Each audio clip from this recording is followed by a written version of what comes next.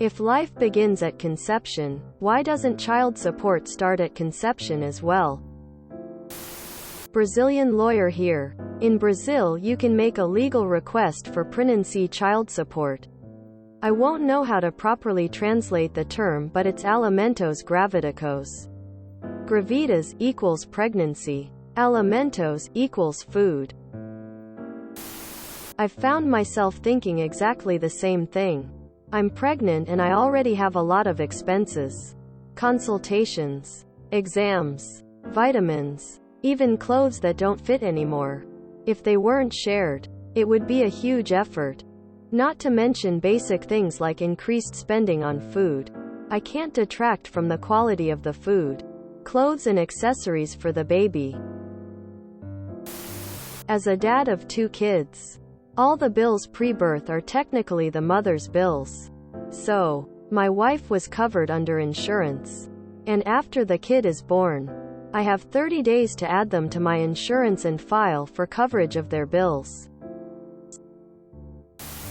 Unborn Child Support Act. Supporters argue the bill updates an important aspect of the law to reflect a fetal personhood.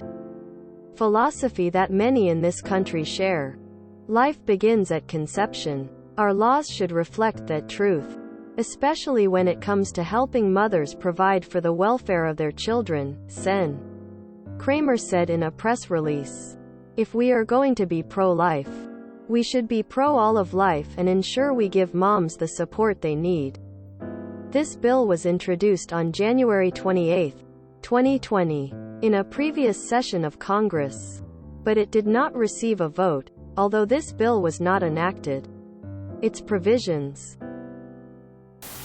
See, your problem is that you're using logic to look for answers from people who are voting. Ideating solely based on an emotional response. You're going to quickly get emotional responses back, not logical ones. That's why we all talk past each other. It's like we're speaking different languages. If you kill a pregnant woman, why is it considered double homicide?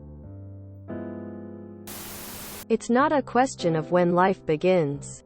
It's a question of when it becomes costly to support.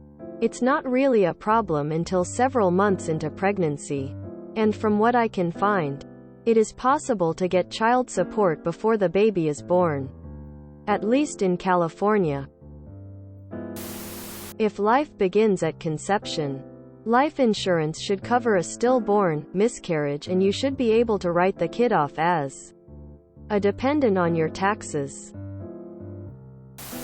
If you can do DNA testing in utero via amniocentesis, then yeah, if it's daddy's, he should help pay for the kid. American politics and laws are hypocritical. Those in power are corrupt, dirty, and rich, and do not care. My question is, why can't they be tax deductions if they are conceived in 1 year but are born YHE following year? They should be a deduction in the year of conception. And guess what? Tough shit if there's a miscarriage. Still a deduction. If it doesn't already, it should.